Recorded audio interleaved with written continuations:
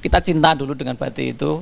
Mungkin berawal dari kita make, kita melihat, terus kita mulai belajar untuk membuat itu kan dalam rangka untuk melestarikan, regenerasi gitu. Usaha beliau juga ini kan membawa nama daerah dan nama negara kita. Ketika itu dibawa oleh turis mancanegara, oh ini produksi Bintan berasal dari Indonesia. Loh kok kayak gini gitu.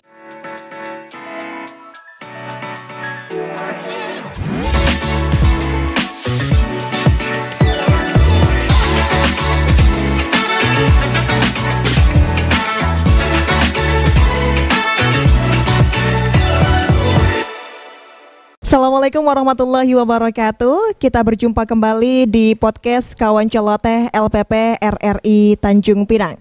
Gimana kabarnya pendengar dan pemirsa setia RRI Tanjung Pinang? Semoga senantiasa sehat selalu dan selalu tersenyum sama seperti kami pada hari ini, yang senantiasa tersenyum dan juga sehat selalu. Amin ya robbal alamin. Sekarang kita berada di Rumah Batik Bintan, Desa Ekang Anculai, Kabupaten Bintan. Dan podcast hari ini yang bertajuk Warisan Budaya dan Identitas Lokal Desa Ekang Anculai. Tentunya bersama narasumber kita yang akan menemani saya, Salwa Aulia, ada Bapak Zaili Adi selaku Kepala Desa Ekang Anculai, Kabupaten Bintan. Kemudian juga ada Bapak Tri Jatmiko, biasa dipanggil Bapak Jatmiko, selaku owner Rumah Batik Bintan. Kita sapa terlebih dahulu kedua narasumber kita. Assalamualaikum Bapak Zaili. Waalaikumsalam warahmatullahi wabarakatuh, Mbak Salwa. Gimana kabarnya hari ini Pak? Alhamdulillah baik, sehat. Alhamdulillah sehat ya. Kemudian juga ada Bapak Jatmiko selaku owner Rumah Batik Bintan. Assalamualaikum Bapak. Waalaikumsalam warahmatullahi wabarakatuh. Gimana kabarnya hari ini Pak? Alhamdulillah baik, sehat. Alhamdulillah sehat ya pemirsa. Dan tentunya pemirsa dan juga pendengar RRI Tanjung Pinang, kita akan berbincang mengenai warisan budaya dan identitas lokal Desa Ekang Anculai. Di tengah arusnya derasnya juga globalisasi modernisasi yang mulai menggeser nilai-nilai tradisional, seni yang membatik ini sebagai warisan budaya bangsa mulai terkikis dan juga mulai pudar, sehingga mulai tergeser oleh produksi digital dan juga kurangnya minat generasi muda untuk melestarikannya. Sehingga di Desa Ekang Anculai juga ini lahirlah Rumah Batik Bintan. Tentu ini sebuah inisiatif yang bukan hanya berfungsi sebagai tempat produksi kain batik, tetapi juga menjadi pusat edukasi, pelestarian budaya, serta pemberdayaan masyarakat lokal supaya seni batik ini tetap hidup dan juga menjadi kebanggaan bersama. Langsung saja kita akan berbincang dengan Pak Zaili dan juga Bapak Jatmiko mengenai filosofis dari Rumah Batik Bintan ini. Terlebih dahulu kepada Bapak Jatmiko, ini awal mulanya daripada Rumah Batik Bintan, filosofisnya seperti apa Bapak? Sebelumnya Assalamualaikum warahmatullahi wabarakatuh. Kepada pemirsa RRI yang saya cintai, tim dari RRI yang sangat kami hormati, Bapak Kades Zaili Adi, Mbak Salwa ya. Terima kasih sudah berkenan berkunjung ke Rumah Batik Bintan, melakukan liputan. Alhamdulillah saya terima kasih sekali. Terkait pertanyaan dari Mbak Salwa ya tentang Rumah Batik Bintan, jadi saya itu produksi batik sudah mulai 2019, 2018, 2019 sudah mulai produksi batik, tetapi hanya kelasnya itu home industry. Jadi hanya di rumah produksi, nanti saya posting, laku dijual gitu kan. Nah, seiring berjalannya waktu, seiring dengan tambahnya pergaulan dengan pelaku-pelaku pariwisata, karena kan di Desa Ekang Anculai ini langsung berbatasan dengan kawasan wisata Lagoy. Jadi banyak pelaku pariwisata, mulai dari tour travel, mulai driver, guide. Nah itu dari obrolan-obrolan dengan kawan-kawan itu terbesit di dalam pikiran saya itu kenapa batik ini istilahnya tidak saya florkan, tidak saya tampilkan dari sisi pariwisata. Jadi kalau yang selama ini kan hanya produksi gitu kan, yang kebanyakan juga. Nah ini dari pariwisata mulai Februari 2025 Pak ya, Pak Kades, itu Saya mencoba membuka Rumah Batik Bintan ini untuk menerima tamu turis mancanegara maupun lokal. Jadi sedikit gambaran tentang Rumah Batik Bintan seperti itu. Jadi di sini untuk produksi batik juga ya, batik cap, batik tulis, batik kombinasi tulis dan cap, pewarnaan sintetis, pewarnaan alam, sekaligus untuk eduwisata, baik untuk wisatawan mancanegara maupun untuk wisatawan lokal. Gitu. Anak-anak sekolah juga bisa. Seperti itu. Berarti cukup banyak terlibat ya Pak ya di dalam pengembangan ya. Yang awalnya hanya produksi rumahan saja, kemudian juga dijualan melalui online. Sekarang orang-orang sudah bisa langsung ke rumah produksinya dan juga mencoba ya Bapak ya untuk membuat cetakan batik. Kemudian untuk Bapak Zaili ini bagaimana Pak peran pemerintah desa ya? Karena juga baru bulan Februari ini rumah batiknya resmi dibuka untuk umum ya Pak ya, untuk wisatawan juga. Dan peran pemerintah desa dalam pelestarian budaya lokal ini khususnya batik ini bagaimana Pak? Sebelumnya kita awali Bismillahirrahmanirrahim. Assalamualaikum warahmatullahi wabarakatuh. Kepada seluruh pemirsa Radio Republik Indonesia yang berada di mana saja, mengawali kegiatan pada hari ini sebagaimana disampaikan oleh Pak Trijatmiko, tentunya kita sangat apresiasi dan berterima kasih kepada Mbak Salwa dan tim yang telah hadir ke Rumah Batik Bintan yang berada di Desa Eka Anculai, Kecamatan Tulus Sebung, Kabupaten Bintan, Provinsi Kepulauan Riau. Nah, diawali dengan diskusi, kami bersama Pak Trijatmiko, kita juga sangat apresiasi kepada Pak Trijatmiko yang memiliki gagasan, ide-ide cemerlang yang melakukan berbagai inovasi. Dari beberapa diskusi sebenarnya, awalnya beliau juga ada berkeinginan untuk melakukan kegiatan-kegiatan misalnya seperti ATV dan kegiatan-kegiatan pariwisata lain lagi, dan termasuk Rumah Batik Bintan. Maka dari diskusi itu kita mengkerucut membentuk Rumah Batik Bintan, yang mana pada waktu itu memang tempat ini telah dibangun oleh beliau, namun setelah terbangun ada beberapa gagasan yang muncul. Nah, kami mendorong dari beberapa gagasan itu pelestarian batik atau pengrajin di bidang batik ini sepertinya untuk Bintan sendiri masih belum begitu banyak, khususnya kita berada tepat bersebelahan atau berbatasan dengan kawasan wisata. Maka ini menjadi salah satu lokus yang akan kita tampilkan kepada wisatawan mancanegara dan lokal. Ketika orang mau berkunjung ke Lagoy atau dari Lagoy mau bergerak ke Tanjung Pinang dan Batam melalui Tanjung Uban, maka kawasan ini dilewati, Mbak Salwa. Nah, karena potensi geografis yang sedemikian, maka kami mendorong pada Pak Trijatmiko untuk semangat dan fokus membentuk Rumah Batik Bintan. Alhamdulillah ini terwujud. Tentunya kami dari sisi pemerintah desa sangat ingin mendukung dengan berbagai hal, material maupun moral. Namun kadang kami terbatas regulasi yang mana anggaran APBDes, anggaran pendapatan belanja desa tidak bisa begitu sembarangan kami menggunakan, sehingga sampai hari ini kita belum bisa mendukung yang sifatnya material atau finansial. Namun kita juga coba mengupayakan berbagai cara, salah satu diantaranya dengan promosi-promosi. Alhamdulillah rentang waktu Pak Trijatmiko membangun tempat ini, kunjungan-kunjungan dari pejabat-pejabat daerah sudah juga mulai. Kemarin soft launching kita dihadiri oleh perwakilan DKUPP, Dinas Pariwisata dan pihak-pihak lainnya. Dan juga pada waktu itu beliau sudah bermitra dengan tour travel, tour guide dan lain sebagainya. Nah, perlu kami sampaikan juga di sini, kemarin juga Ketua Dekranasda Provinsi Kepulauan Riau Ibu Hajah Dewi Kumalasari juga telah hadir di tempat ini. Beliau sangat apresiasi dan ada beberapa langkah saran dan cara ingin membantu beliau, termasuk pengadaan salah satu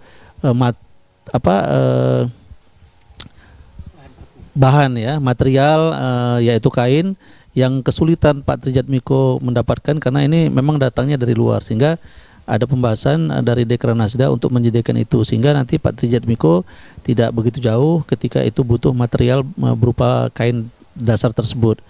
Ada kunjungan juga dari Ketua Dekranasda Kabupaten Bintan, Ibu Hafiza Ramadhani Putri, yaitu istri Bupati Bintan, yang kemarin juga sudah banyak dan memberi saran.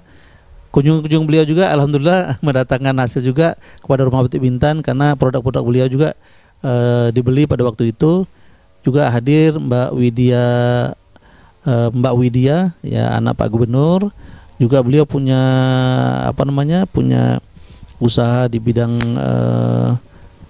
batik juga ya Mas ya, yaitu Kumalayu itu, dan pejabat-pejabat yang lain.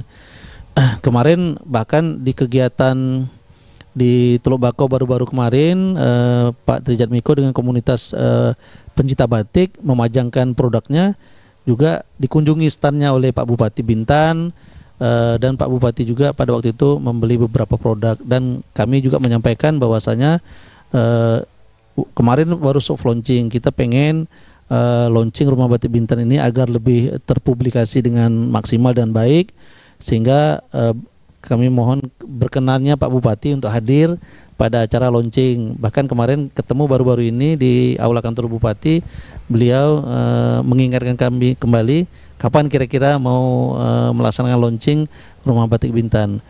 Begitu juga kemarin ada dijelaskan juga oleh Pak Trijat Miko, ada kunjungan Ibu Kapolres dan beberapa pihak lainnya. Saya pikir ini berbagai upaya yang kita lakukan. Kami pemerintah desa berupaya membangun komunikasi dan koordinasi dengan pihak-pihak terkait agar Rumah Batik Bintan ini terpublikasi dengan lebih maksimal lagi. Sebenarnya dukungan-dukungan yang dibutuhkan oleh Rumah Batik Bintan ini masih banyak, karena itu tadi keterbatasan banyak hal, sehingga Rumah Batik Bintan perlu dukungan dari kita semuanya.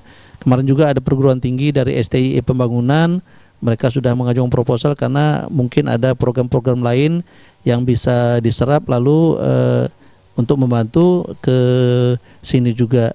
Jadi intinya kami selaku pemerintah desa pertama mendorong dan memberi motivasi kepada Pak Trijat Miko dengan komunitas Rumah Batik Bintan ini, karena sesungguhnya Pak Trijat Miko juga membina Mbak Salwa, ada remajanya, ada kelompok-kelompok masyarakatnya, sehingga harapan kita juga seiring waktu Rumah Batik Bintan berkembang, masyarakat juga dengan berbagai segmen umur bisa menciptakan atau familiar terhadap pengembangan Rumah Batik Bintan ini dengan ikut menjadi pengrajin ya Pak, pengrajin batik itu sendiri. Walaupun selama ini kalau kita dengar batik itu lebih didominasi oleh daerah Jawa dan lain sebagainya, tetapi kita di Kabupaten Bintan yang mana potensi pariwisatanya cukup luar biasa, maka ini menjadi momen penting bagi kita untuk juga ikut berperan aktif, sehingga batik yang menjadi ciri khas bangsa dan negara Indonesia ini semakin terpublikasi. Mungkin itu Mbak Salwa. Oke, baik, berarti memang sudah ada kerjasama yang baik ya antara pemerintah desa, kabupaten, bahkan juga provinsi pemirsa. Kemudian juga ternyata sudah sempat ada pelatihan ya Pak ya dengan masyarakat setempat, bahkan anak-anak muda ya, untuk melatih bagaimana cara membatik, bahkan juga mengenalkan mereka apa itu batik gitu Pak. Jadi begini Mbak Salwa, jadi untuk edukasi ya, jadi kita kan sebenarnya Rumah Batik Bintan ini terbuka untuk masyarakat desa Ekang Sule. Jadi memang kita ada kelompok, itu kurang lebih ada 15 orang itu. Memang saya izin Pak Kades untuk membentuk kelompok. Alhamdulillah beliau juga sudah memberikan SK dari kelompok tersebut. Nah harapan saya di situ saya bisa melakukan transfer ilmu, transfer budaya batik ini. Jadi karena budaya batik sebenarnya memang dari wilayah Jawa, terus dibawa ke sini kan memang harus ada transfer ilmu kan ya. Jadi dengan adanya kelompok itu harapan saya bisa transfer ilmu, bisa transfer budaya, dan tadi seperti yang disampaikan bisa menciptakan pembatik-pembatik itu yang dari sisi kelompok. Terus yang dari sisi generasi muda itu alhamdulillah dari anak-anak awalnya dari posyandu remaja. Jadi di Ekang Ancula ini alhamdulillah sudah ada posyandu remaja yang namanya Nawasena Pak ya. Jadi nama Sena itu posyandu remaja yang mulai dari anak 10 tahun sampai kurang lebih 18 tahun lah, 17 tahun, 18 tahun gitu. Nah, itu kan pelajar SD, SMP, SMA. Ya, karena mereka liburnya itu kan hari Sabtu Minggu. Nah, kebanyakan dari mereka datang ke sini untuk berlatih membatik gitu. Jadi mulai dari melihat dulu apa itu batik, terus alatnya apa saja, terus mencantingnya bagaimana, terus mewarnainya bagaimana gitu kan. Nah, itu alhamdulillah untuk mewadai itu saya membentuk namanya komunitas pecinta batik. Ya alhamdulillah kemarin seperti disampaikan Pak Kades, tanggal 9 kemarin kita mengikuti parade komunitas di Teluk Bako yang diselenggarakan oleh Dinas Pemuda dan Olahraga. Alhamdulillah respon dari Pak Bupati alhamdulillah kemarin sangat bagus, memberikan motivasi kepada kami untuk terus meningkatkan dari sisi kualitas, dari sisi minat, biar ada regenerasi dari batik tersebut, karena memang harus secara kontinu dan pelan-pelan lah supaya batik ini bisa bisa berkembang di Ekangan Sule, terutama di Bintan gitu. Oke, baik Pak. Tadi Pak juga dikatakan kalau batik ini dibawa dari Pulau Jawa ya Pak ya, kemudian ditransfer ilmunya kepada masyarakat setempat dari Bapak sendiri. Kemudian bagaimana Pak terkait dengan motif yang digunakan dalam membatik ini? Apakah memang ada motif khususnya atau mengadaptasikan motif dari khas Melayu atau dari alam juga bisa Pak? Untuk motif, jadi batik itu awalnya itu motif-motifnya masih motif-motif klasik. Jadi kalau di Jawa itu ada motif namanya motif kawung, motif truntum, motif sidoasih, itu memiliki filosofi sendiri-sendiri, karena dulu itu batik kan istilahnya kalangan keraton yang memakai kan, awal dulunya gitu. Jadi seiring berjalannya waktu masyarakat umum juga sudah mulai membatik dan motif-motifnya itu mulai muncul yang motif kontemporer, jadi nggak klasik. Jadi kalau klasik kan hanya itu aja. Jadi kalau istilahnya lebih ke generasi lama gitu ya, motifnya yang seperti kawung, seperti sidoasih gitu. Jadi mulai generasi muda ini yang pecinta batik, yang hobi dengan batik, mereka menciptakan motif-motif kontemporer. Nah, bicara tentang motif juga di Rumah Batik Bintan ini alhamdulillah hasil dari diskusi saya juga dengan Pak Kades, karena beliau adalah pemangku dari Desa Ekangan Sule ini.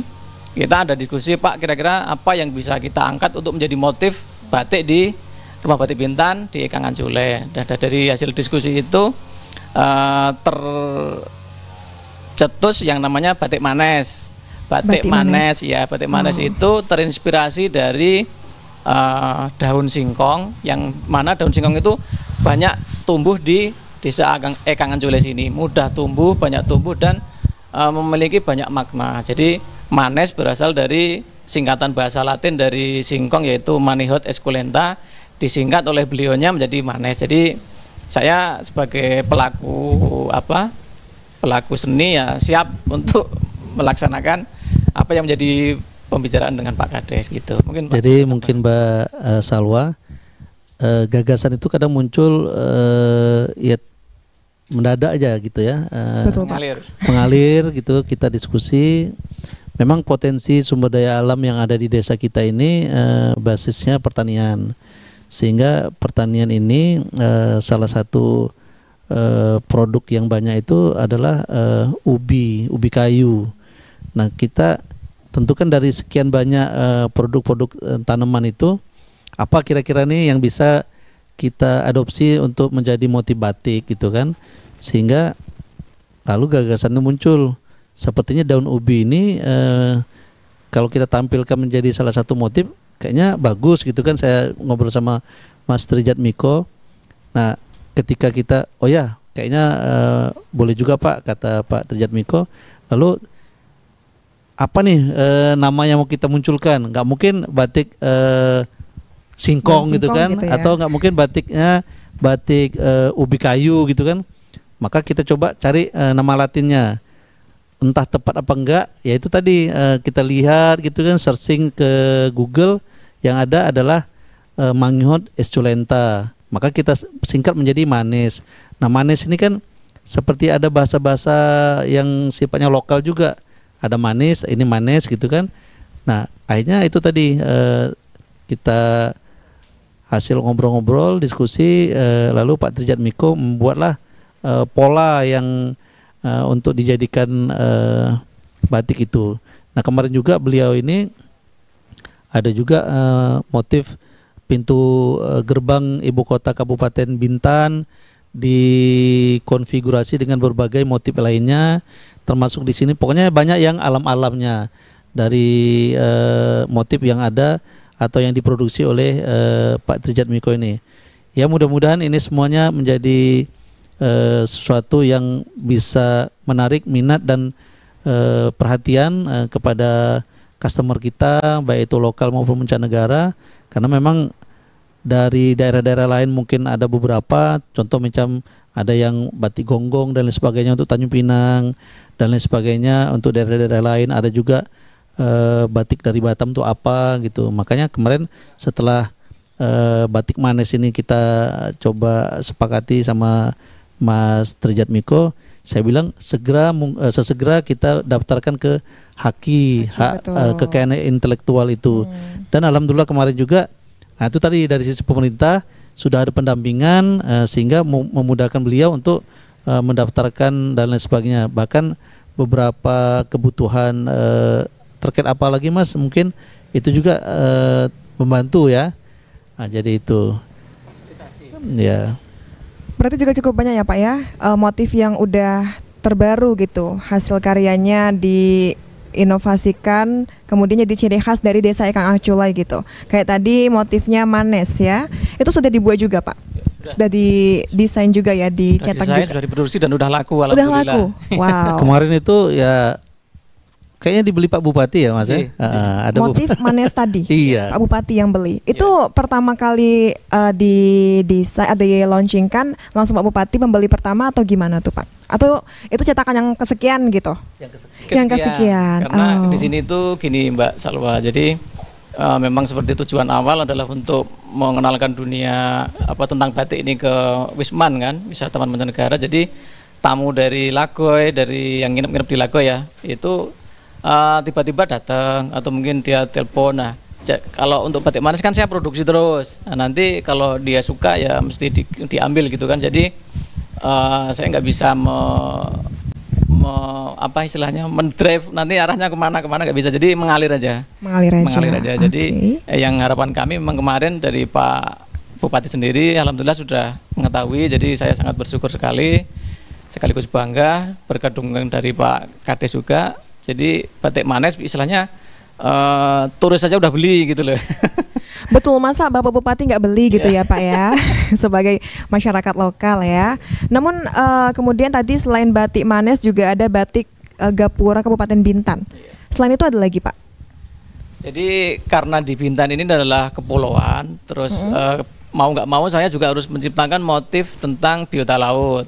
Biota laut yaitu ada gonggong juga gitu. Jadi memang karena istilahnya kebanyakan orang di Bintan ini tahu batiknya itu istilahnya motifnya gonggong, terutama yang di Pinang itu alhamdulillah sudah beberapa kali repeat order itu yang dari Pinang itu berapa kali itu dia menginginnya motif gonggong aja gitu. Jadi mau nggak mau saya harus produksi motif gonggong gitu. Dan jadi motif gonggong itu bisa berbagai motif. Jadi temanya satu gonggong tapi bentuknya bisa beda-beda.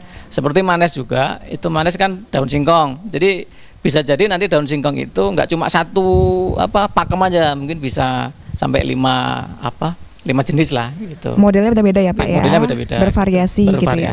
Namun gimana Pak untuk tahapan-tahapan pembuatan atau proses pembuatan batik di rumah batik sendiri Pak? Jadi secara garis besar batik itu kan dibedakan menjadi 2 macam, pewarnaan sintetis dan pewarnaan alam.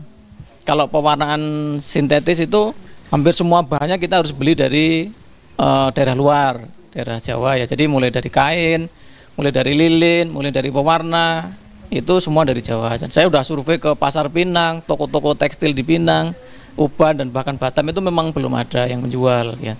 Makanya tadi hasil kunjungan dari Ibu Dewi, Pak Kades ya, itu ada diskusi mengarah bagaimana bahan itu bisa ada di Bintan. Jadi pengrajin-pengrajin yang di Bintan nanti belinya nggak usah jauh-jauh ke Jawa, jadi di Bintan bisa membeli gitu.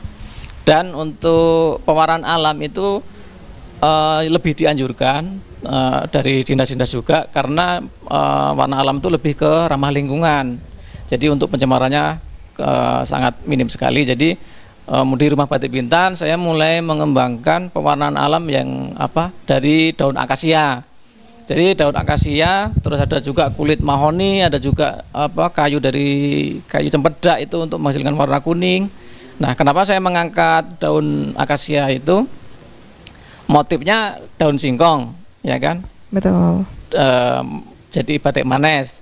Pewarnanya saya menggunakan dari ekstrak daun akasia, karena daun akasia juga banyak di sini melimpah, dan itu kita mau mengambil berapapun insya Allah itu tidak ada masalah gitu. Jadi tumbuh liar, sangat melimpah, dan itu sebenarnya kalau nilai ekonomi kalau dibilang awalnya nggak ada.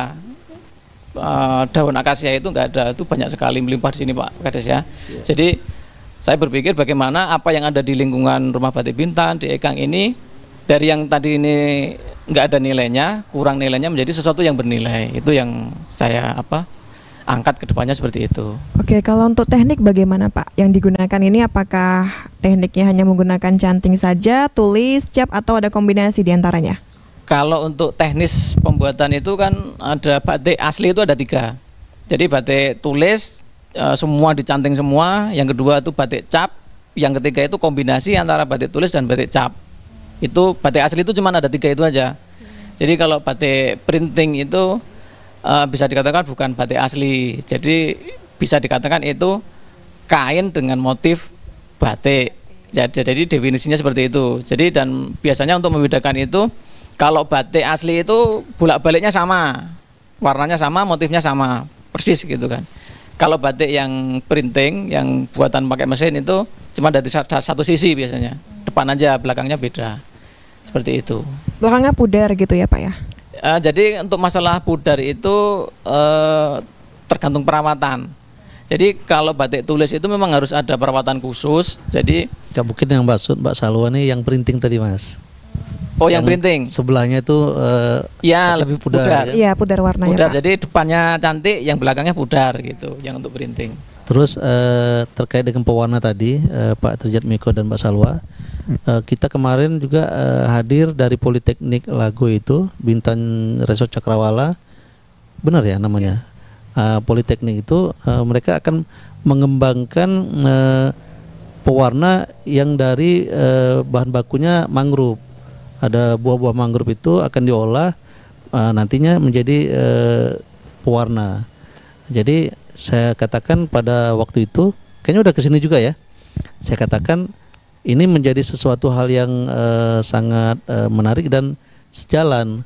Di sini kita ada Rumah Batik Bintan yang dikelola oleh Pak Trijat Miko, sementara Politeknik akan mengembangkan pewarna yang berbahan baku dari mangrove. Sehingga nanti akan ada pengembangan yang mudah-mudahan dalam hal ini semua pihak ini akan bisa bersinergi dan berkolaborasi menciptakan sesuatu yang betul bermanfaat. Apa yang dikatakan oleh Pak Trijat Miko, yang dulunya mungkin tidak ada nilai, sekarang setelah ditangani oleh orang-orang yang berkompeten di bidangnya, ini menjadi sesuatu yang bernilai dan memiliki nilai ekonomis yang bisa harapan kita bisa menjadi sesuatu yang bisa meningkatkan peningkatan ekonomi masyarakat yang ada di Ekang Anculai dan sekitarnya, Mbak Salwa. Baik Pak, tadi ada dikatakan juga kalau di sini menggunakan 2 teknik ya Pak ya, printing dan juga tulis tadi ya, atau cap tadi. Itu boleh dijelaskan Pak prosesnya bagaimana? Jadi 2 garis besar itu untuk pewarnaan itu pewarnaan alam dan pewarnaan sintetis. Nah, pewarnaan yang batik asli itu ada batik tulis. Nah itu dia menggunakan canting, dan dia pertama itu dibuat pola dulu. Jadi di kain putih itu kita buat pola dulu dengan menggunakan pensil. Selanjutnya kita lakukan proses pencantingan. Jadi dari pola yang pensil tadi kita ikutin dengan canting yang menggunakan lilin panas. Jadi itu fungsi dari lilin itu adalah untuk perintang warna dan sekaligus membentuk pola. Gitu. Setelah dilakukan pencantingan, selanjutnya adalah untuk pewarnaan. Jadi pewarnaan bisa dicelup langsung ke pewarna atau juga dengan dicoletkan, dioleskan pewarnanya itu. Selanjutnya adalah penguncian warna. Jadi warna setelah tadi dicelupkan atau dioleskan itu dilakukan penguncian biar warnanya nggak luntur. Nah, setelah dikunci, proses terakhir adalah pelorotan, namanya dalam istilah membatik itu. Jadi kain itu direbus di dalam air yang mendidih gitu. Nanti itu fungsinya untuk melepas lilinnya. Yang tadi untuk membentuk pola itu biar lepas lilinnya. Itu yang batik tulis. Kalau yang batik cap dari kain putih, kain polos itu menggunakan cap khusus gitu yang udah ada polanya. Dari itu nanti menggunakan lilin panas juga dan dicapkan di kain. Jadi seperti ngecap stempel itu, jadi udah ada polanya kan. Nanti tinggal proses pewarnaan. Setelah itu pewarnaan, penguncian, finishing juga gitu. Dan yang ketiga itu batik kombinasi antara cap dengan tulis. Jadi dicap, terus nanti ada tambahan ornamen yang menggunakan canting. Jadi kan kombinasi antara cap dengan tulis seperti itu. Oke, berarti yang memang menjadi daya tariknya itu pasti yang tulis ya Pak ya, karena orang-orang pengen belajar ngukir juga gitu. Betul. Tapi kalau untuk tulis ini Pak, apakah kalau ada turis yang datang itu pasti ada juga ya Pak ya? Itu biasanya didampingi oleh Bapak sendiri atau memang mereka dari diri sendiri gitu, mau ukir sendiri gitu motifnya? Jadi kalau ada tamu wisman gitu, kita kan pertama kan ngobrol dulu. Jadi ngobrol dulu, kita kenalkan dulu dengan batik, definisi batik, tentang motif-motif batik. Selanjutnya kita tawarkan mau praktek membatik enggak gitu. Kalau mau praktek ada dua cara gitu kan. Batik yang tulis, manual itu dengan batik cap atau kombinasi antara cap dengan tulis dengan manual. Nah itu mereka nanti akan memilih. Nanti kita terangkan kalau tulis seperti ini, kalau cap seperti ini, kalau kombinasi seperti ini, mereka akan memilih. Kalau jadi gini, wisatawan itu waktunya juga terbatas. Jadi mereka kan berwisata itu tujuannya sudah menetapkan itinerary tujuan wisata ya. Jadi mungkin bisa ke Gurun Pasir, mungkin ke Sleeping Buddha, mungkin ke Patung Seribu. Jadi paling lama 2 jam. Jadi kita harus mengukur juga. Wah ini 2 jam nanti sepertinya kita sarankan ke tamunya itu sebaiknya ini dan selama ini dari komunikasi itu bisa berjalan gitu. Oke, baik berarti setiap ada wisatawan yang datang juga bisa ya Pak ya untuk belajar membatik gitu. Nah terkait dengan membatik ini dari wisatawan yang sendiri dia mengerjakan batiknya Pak atau mengukir itu nantinya apakah mereka akan langsung bisa mereka beli sendiri atau dipajang nih di galeri Bapak? Jadi hasilnya dari hasil mereka mencanting itu dibawa pulang untuk oleh-oleh mereka. Oh, bawa pulang. Dibawa pulang ya. Jadi menggunakan media 30 kali 30 cm gitu. Jadi kain kanvas gitu kan yang udah di frame. Nanti mereka saya sarankan bikin pola sendiri, mencanting sendiri. Ya kita nggak tuntut bagus. Jadi mereka yang penting merasakan sensasi mencanting itu yang yang paling unik gitu. Jadi nggak semua tempat ada kan. Gitu. Oke. Dan juga untuk Bapak Zaili nih Pak ya, terkait dengan Rumah Batik Bintan ini sejauh ini memberikan dampak sosial dan ekonomi yang bagaimana nih Pak di Desa Ekangan Culai? Jadi seperti yang kita sampaikan di awal tadi, berawal Pak Trijat Miko ini untuk membangun sebuah usaha yang mana juga bisa menaungi masyarakat. Nah tentunya dengan adanya komunitas dan kelompok masyarakat yang beraktivitas di Rumah Batik Bintan dan nantinya harapan kita ada pengembangan oleh masyarakat-masyarakat lain yang berminat, karena sesungguhnya Pak Trijat Miko juga menyampaikan tadi bahwa ini terbuka untuk masyarakat Desa Ekangan Culai untuk memahami dan menguasai keahlian membatik. Dengan begitu masyarakat itu kan sudah punya kemampuan. Nah tadi mungkin kondisi Rumah Batik Bintan sekarang kondisinya seperti ini Pak Trijat Miko ya. Tetapi ketika ini sudah terpublikasi secara luas, sudah banyak dikenal oleh turis mancanegara dan lokal, bahkan bukan saja Tanjung Pinang dan Bintan, mungkin masyarakat Kota Batam dan sekitarnya, begitu juga daerah-daerah lain datang sini, tentu Rumah Batik Bintan juga membutuhkan produk-produk lain yang lebih banyak gitu. Nah, ketika ini sudah dibutuhkan produk-produk yang banyak, pesanan yang banyak, tentu kan dibutuh juga pengrajin-pengrajin lain yang lebih banyak pula, sehingga bisa mendukung kegiatan ini. Kegiatan Rumah Batik Bintan berjalan, terus masyarakat juga semakin banyak yang menguasai ilmu membatik, sehingga masyarakat itu juga tentu secara ekonomi akan berdampak positif setiap meningkatkan ekonomi keluarga. Sasaran kita memang terutama kepada remaja-remaja di luar kegiatan sekolah tentunya, dan juga ibu-ibu rumah tangga yang mana bisa membantu pendapatan keluarga yang bisa dilakukan oleh mereka-mereka itu Mbak Salwa. Oke, berarti juga membuka lapangan kerja ya Pak ya, bagi pastinya, masyarakat Desa Ikang Ancula ya terutama. Ya, diutamakan kan, Utamakan ya. Dan sejauh ini sudah ada beberapa pengrajin nih Pak yang udah pandai dan mampu nih, mahir lah dalam membatik di Rumah Batik Bintan ini. Jadi untuk pengrajin yang sudah mahir itu jadi melalui proses ya Mbak ya. Jadi tidak serta-merta belajar seminggu 2 minggu langsung mahir, enggak bisa. Oh, cukup lama juga. Jadi untuk bisa menguasai batik itu paling enggak setengah tahun sampai setahun lah. Ya, jadi bisa sih membuat pola-pola sederhana, tapi nanti di perjalanan itu akan menemukan permasalahan-permasalahan, nanti tiba-tiba warnanya luntur, warnanya bleber, lilinnya nggak mau dilepas, itu perlu ilmu-ilmu khusus gitu. Jadi alhamdulillah dari Rumah Batik Bintan ini sudah istilahnya bisa memberdayakan 2 tenaga kerja. Jadi ada 2, Mas Wahyu sama Mbak Nia, alhamdulillah. Jadi sedikit banyak sudah istilahnya bisa menciptakan lapangan pekerjaan gitu untuk masyarakat Desa Ikang Ancula. Yang lain itu masih dalam proses lah, Pak. Proses pengenalan, proses mengasah kemampuan gitu kan. Karena memang ketika saya lihat ketika Pak Trijat Miko dan kelompok ini melakukan aktivitas membatik kan, di situ yang mungkin punya imajinasi yang kuat, mungkin lebih cepat gitu kan. Terus kreasinya seperti apa, penguasaan pewarnaan dan lain sebagainya. Betul kata Pak Trijat Miko, ini prosesnya ya lumayan membutuhkan waktu gitu. Tapi kita yakin ketika mereka-mereka ini, beliau-beliau ini sudah memiliki kemampuan, walaupun tidak ahli sebagaimana pembatik-pembatik yang udah pro gitu kan, tapi paling tidak ini ya sudah bisa lah. Memang kalau seandainya produk-produk ini kita sajikan mungkin catnya masih belepotan segala macam, itu kan mempengaruhi nilai jual. Tentunya Pak Trijat Miko juga ingin punya konsep bagaimana produk ini yang kualitasnya juga terjaga gitu kan, sehingga ini menjaga eksistensi stabilitas usaha beliau.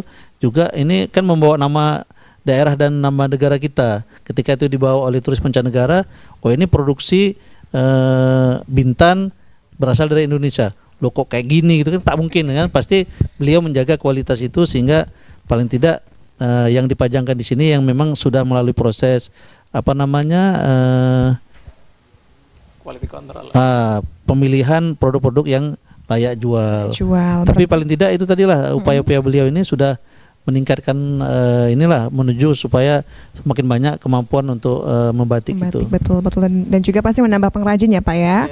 Dan juga di balik itu semua pastinya bisa memperkuat identitas lokal Desa Ikang Ancula ya Pak ya. Tidak hanya dari Bintan saya, tapi juga bahkan ke luar negeri. Kalau ini loh hasil daripada produksi di Ikang Ancula, khususnya di Rumah Batik Bintan. Dan juga Pak, boleh Pak berikan pesan nih untuk generasi muda ya, yang sekarang juga sudah fokusnya kepada digital saja. Ini pesannya dan juga pastinya pendengar RRI Tanjung Pinang, pentingnya untuk mencintai warisan budaya seperti batik. Dari Bapak Trijat Miko dulu boleh? Jadi pesan untuk generasi muda itu gini, kita harus suka dulu.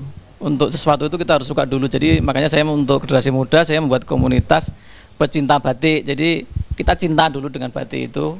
Mungkin berawal dari kita make, kita melihat, terus kita mulai belajar untuk membuat itu kan dalam rangka untuk melestarikan, regenerasi gitu. Jadi kita suka dulu. Jadi kalau kita udah suka, nanti kita sesuatu kan infonya akan mudah masuk, mudah menyerap dan tidak ngeblok kan gitu ya. Kalau kita udah suka gitu, seperti itu.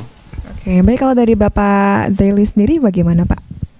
Harapan kita generasi muda penerus bangsa ini khususnya yang ada di Desa Ekang Culai, namun kita juga membuka ruang kepada pemuda-pemudi yang ada di desa-desa berdekatan, begitu juga secara luas masyarakat Kota Bintan.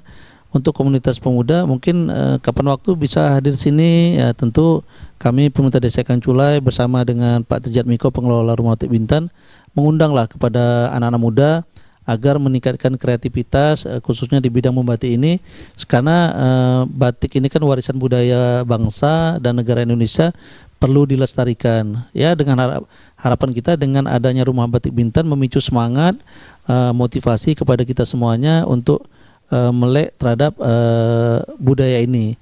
Maka mari silakan terutama kepada mungkin Bapak Ibu guru yang membina murid-murid yang masih usia sekolah segala macam, kapan waktu mungkin di hari libur atau kapan waktu bisa datang berkunjung sini, mungkin dalam jumlah tertentu. Kalau banyak gitu mungkin agak kerepotan, maksudnya dalam satu kunjungan beberapa gitu. Silakan untuk memahami, nanti kita mendengarkan penjelasan dari Pak Trijat Miko tentang apa itu batik.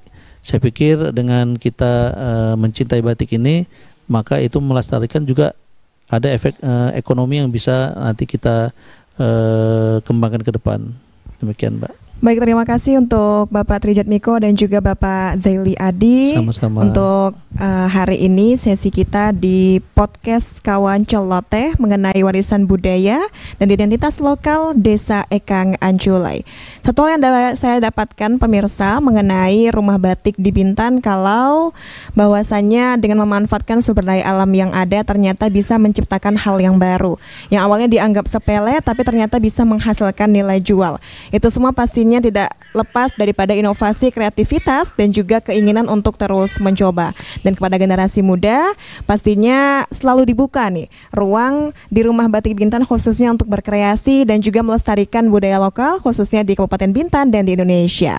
Cukup sekian podcast kita hari ini. Terima kasih untuk Bapak Trijat Miko dan juga Bapak Zaili Ali, dan Sama-sama. kita akan berjumpa lagi di lain kesempatan. Assalamualaikum warahmatullahi wabarakatuh.